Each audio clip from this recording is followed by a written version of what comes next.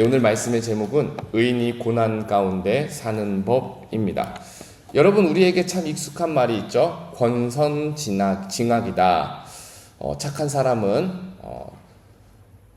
축복을 받고 악한 사람은 벌을 받아야 마땅하다. 그래서 우리가 읽는 모든 과거 전래 동화나 요즘 나오는 드라마들도 모두 이 포맷 안에서 내용이 전개되는 경우가 참으로 많습니다. 그렇기 때문에 우리가 의인이 고난받는다, 의인이 불행의 길로 접어들었다 하면은 우리 중 누구도 이 말에 대해서 쉽게 납득하기는 어렵습니다. 아니, 의로운 사람, 선하고 바른 사람이 축복을 받아야지 왜 의로운 사람이 어려운 일을 당하는가? 우리는 보통 이런 마음을 가지고 있어요. 근데 오늘 우리가 함께 읽은 다윗의 삶을 보면, 또 우리가 너무나도 사랑하고 주님으로 믿는 예수님의 삶을 보면요, 분명히 의인도 고난을 받을 때가 있습니다. 다윗과 예수님의 삶이 많이 닮았거든요.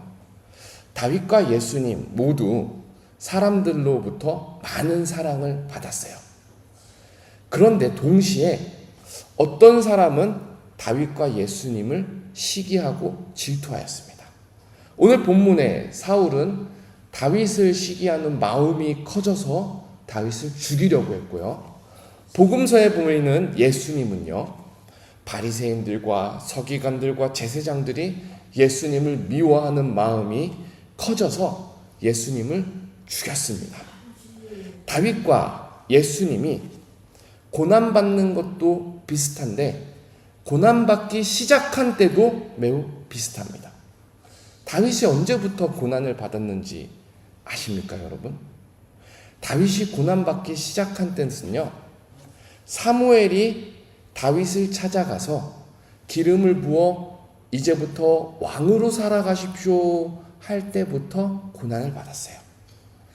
다윗이 아마 평생 목동으로 살았다면은 양이나 치면서 수금이나 연주하고 아버지 집을 지켰더라면은요, 오늘과 같은 고난은 다윗 인생에 한 번도 없었을 거예요. 그런데 하나님께서 다윗을 선택하시고 다윗을 의롭다 하실 때부터, 다윗과 함께 하시며 살아계신 하나님의 역사를 다윗을 통해 만천하에 보일 때부터 다윗은 이미 고난의 길 위에 서게 되었어요. 참 아이러니하지 않습니까? 하나님께서 함께 하시는데, 하나님께서 다윗을 왕으로 세우시며 일하게 하시는데 그때부터 고난이 시작된다니 참 이해하기 어려워요. 근데 예수님의 삶도 마찬가지였습니다. 하나님의 아들 예수님께서 평범하게 이 땅 가운데 살아갈 때 고난을 받으신 것이 아니라 요단강에서 세례를 받으시면서 공적인 사역, 공적인 생애를 시작할 때부터, 다시 말해 하나님의 일을 본격적으로 시작하실 때부터 예수님의 삶에도 고난이 뒤따랐습니다. 여기서 우리는 중요한 결론 하나를 내릴 수 있습니다. 오히려 우리가 하나님을 모르고 평범하게 그냥 살아갔다면 당하지 않아도 되는 고난의 길이, 오히려 우리가 하나님께서 부르실 때에 그 부르심에 응답하여 의의 길을 걷다 보니 당하는 고난이 있기 마련이라는 사실이에요. 그리고 여기서 중요한 것은요, 우리가 고난을 받느냐 안 받느냐가 중요한 게 아니에요. 의로운 사람은 악한 사람과 다른 방법이 하나 있는데, 바로 고난을 당할 때에, 원치 않는 길을 걸을 때에 그 고난의 길을 대하는 마음의 태도와 삶의 자세가 의인에게는 특별한 방법이 있다라는 사실이에요. 우리가 함께 읽는 본문, 사울이 다윗을 죽이려고 하죠. 어제 읽었던 18장에서는 사울이 다윗을 죽이려 하는 마음이 비공식적이었어요. 자기 마음속에서 다윗 저 자식 죽여버려야겠다 하면서 계략을 세웠어요. 근데 오늘 19장부터는 사울이 주변 모든 사람들과 그리고 이스라엘 온 땅에다가 공표를 합니다. 다윗을 죽여야겠다라고요. 9장 1절에 보면은 사울이 그의 아들 요나단과 그의 모든 신하에게 다윗을 죽이라 말하였더니, 다윗 입장에서는 한마디로 피가 마르는 상황입니다. 왕이 신하를 죽이라고 명령을 했잖아요. 다윗이 한 것이라고는 한 가지밖에 없어요. 사울과 이스라엘을 위해서 목숨 걸고 싸운 일이에요. 그리고 전쟁에서 승리한 것밖에 없어요. 근데 사울 속에서 시작된 시기와 질투가, 다윗은 만만이요 사울은 천천히라는 사람들의 관심과 사랑이 다윗에게로 향하고 있으니까 사울이 자기 마음속에 있는 시기를 주체하지 못해서 다윗을 죽이려고 합니다. 사울은 사람을 죽여서라도 다윗이 가지고 있는 관심과 사랑을 뺏어서 자기에게 가져오고 싶은 마음뿐인 거죠. 이런 상황 속에서 다윗을 너무나도 사랑한 사울의 아들 요나단이 사울과 다윗 사이를 중재하려 합니다. 4절에 보니까 요나단이 아버지에게 가서 말합니다. 왕은 신하 다윗에게 범죄하지 마옵소서. 그는 왕께 득죄하지 아니하였고 그가 왕께 행한 일은 심히 선하나이다. 요나단이 사울에게 진실을 말하는 거죠. 그때 사울이 어떻게 대답하냐면 6절에 사울이 요나단의 말을 듣고 맹세하되 여호와께서 살아계심을 두고 맹세하거니와 그가 죽임을 당하지 아니하리라. 요나단의 중재를 듣고 사울은 처음에 맹세하는 척, 다윗을 다시는 위협하지 않으려는 척 이렇게 하고 있어요. 그래서 한동안 다윗과 사울이 함께 지내는데 다윗이 다시 사울과 이스라엘과 하나님을 위해서 블레셋과 싸우고 돌아왔을 때 사울의 마음에 악령이 역사합니다. 악령이 역사해요. 근데 여기서 우리가 주의해서 읽어야 될 게, 왜 하나님께서는 사울에게 악령을 보내서 괴롭게 하실까? 9절에 보면 이런 표현이 나오거든요. 여호와께서 부리시는 악령이 사울에게 접하였으므로. 왜 하나님은 사울에게 악령을 보내실까? 이렇게 고민할 수 있는데 이 부분에 대해서 우리 욥기를 좀 떠올리면 좋습니다. 천상의 회의가 열렸을 때 사단이 하나님께 가서 하나님 욥을 좀 시험해도 되겠습니까? 그럴 때 하나님이 허용하세요. 이게 무슨 말이냐면은 사단이 악한 일을 하려고 해도 하나님의 허가 없이는 하나님의 주권 밖에서는 할 수 없다라는 뜻이에요.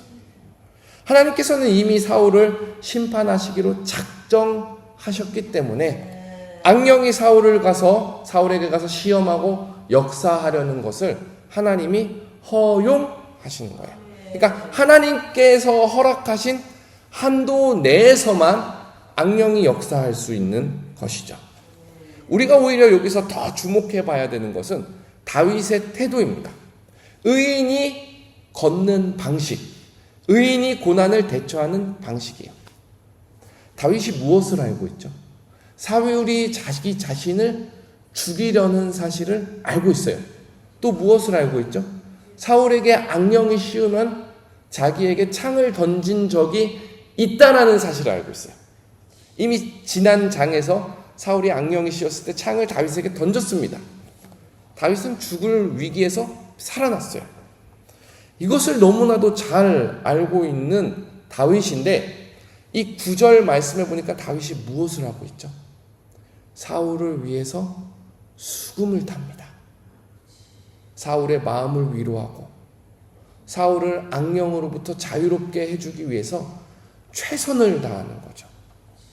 바로 다윗은 원수에게 긍휼의 태도를 보이는 겁니다. 예수님께서 가르치신 말씀이 다윗에게 예고가 된 거죠. 원수를 내 몸과 같이 사랑하라. 이처럼 다윗은 의인의 길을 걸어요. 고난을 대하는 태도가 온유와 사랑입니다. 근데 그럼에도 불구하고 그 고난의 모습이 더욱 거세집니다. 10절에 보면은 사울이 단창으로 다윗을 벽에 박으려 하였으나 그는 사울 앞을 피하고 사울의 창은 벽에 박힌지라 다윗이 그 밤에 도피하매. 여기서 다윗의 두 번째 대응 방식이 나옵니다. 무엇인가요? 바로 피하는 거예요. 도피하는 거예요. 다윗의 도피 생활이 여기서부터 시작됩니다. 다윗은 사울의 앞을 피해서 집으로 도망갔고요. 사울의 전령이 다윗의 집을 찾아오니까 다윗은 또 미갈의 도움을 받아서 집에서 도망 나와서 사무엘에게까지 갑니다. 다윗은 계속해서 피해요. 다윗의 인생을 보면은 악을 악으로 대력하지 않습니다. 다윗도 싸울 줄 압니다. 골리앗과 싸워서 이길 줄 아는 장군의 전장의 장수였어요.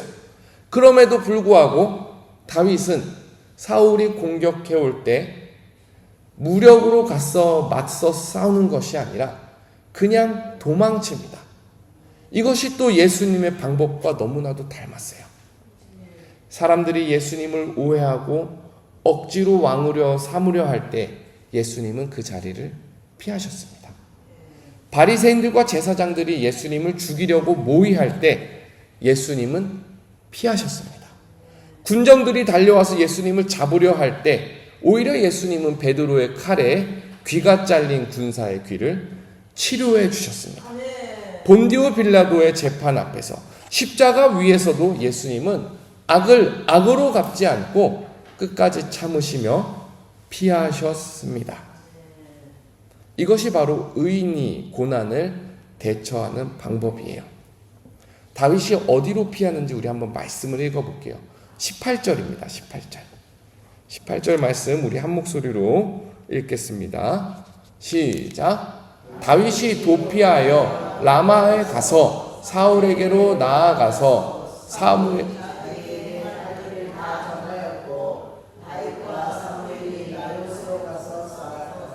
아멘. 죄송합니다. 제가 심하게 틀려버렸네요.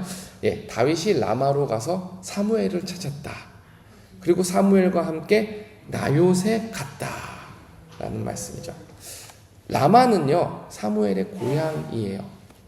근데 나요스는 어디냐? 라마라는 지역 속에 있는 공동체 이름입니다. 사무엘과 같이 하나님을 사랑하고 하나님의 말씀을 연구하고 함께 기도하는 선지 생도들이 모이는 공동체가 바로 나요트입니다. 우리가 이해하기 쉽게 표현하자면 장안동에 영산교회가 있듯이 라마라는 사무엘의 고향에 나요시라는 하나님의 사람들의 공동체가 있었어요. 다윗은 참으로 복 있는 사람이었습니다. 그래서 다윗이 인생의 막다른 길에서 죽음과 삶의 기로에 섰을 때 다윗이 피한 곳은 하나님의 말씀이 살아 숨쉬는 공동체, 하나님께 예배하는 공동체, 하나님께 기도하고 하나님께 피난하는 사람들이 모인 그 공동체 라마에 있는 나요스로 피합니다. 반면에 악한 사람 사울은 어떻게 합니까? 다윗을 끝까지 잡으려고 다윗이 있는 라마에 전령들을 보내요. 근데 전령들을 보낼 때마다 하나님께서 그 전령들에게 역사하셔서 전령들의 입으로 예언을 하게 합니다. 첫 번째 전령, 두 번째 전령, 세 번째 전령 모두 같은 역사를 체험합니다. 그래서 결국에 사울이 똑같이 라마의 나요스에 가요. 그때도 하나님의 영이 사울에게 임하는데 우리 23절 한번 같이 읽어볼게요. 사울이 어떻게 되는지 읽어볼게요. 시작. 사울이 라마 나요스로 가니라 하나님의 영이 그에게도 임하시니 그가 라마 나요스에 이르기까지 걸어가며 예언을 하였으며. 예, 또 우리 24절을 한번 읽어보겠습니다. 시작. 그가 또 그의 옷을 벗고 사무엘 앞에서 예언을 하며 하루 밤낮을 벗은 몸으로 누웠더라. 그러므로 속담에 이르기를 사울도 선지자 중에 있느냐 하니라. 사울이 예언을 하는데 은혜 충만한 방식으로 예언하는 것 같진 않아요. 뒤에 이제 사람들의 평가해 보면 사울도 선지자 중에 있느냐 약간 비꼬는 말투가 있죠. 이게 무슨 말이냐면요. 하나님의 영이 사울에게 임해서 예언을 하는데 사울이 주체를 못하는 거예요. 옷을 벗고 예언을 하면서 하루 밤낮을 발가벗은 몸으로 누워 있었다고요. 아무것도 못하고 누워 있었다고요. 왕복을 벗어버립니다. 자기 수치를 가리는, 자기의 부끄러운 부분을 가리는 옷을 다 벗어버립니다. 이것이 의미하는 바가 있어요.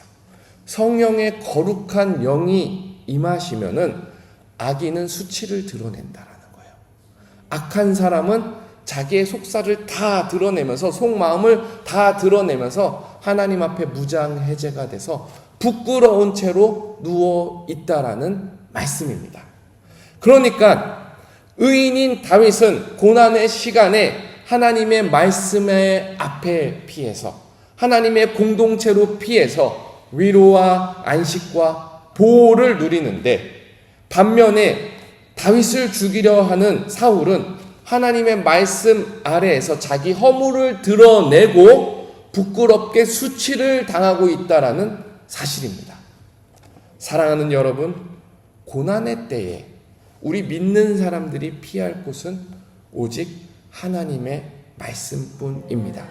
말씀의 그늘 아래에 하나님의 사람들이 모여서 기도하는 이 공동체에 우리가 피해서 이 시간에도 지난날의 모든 아픔을 다 가지고 나와서 기도하는 자리로 피해서 참된 안식과 쉼을 누리기를 주님의 이름으로 축복합니다.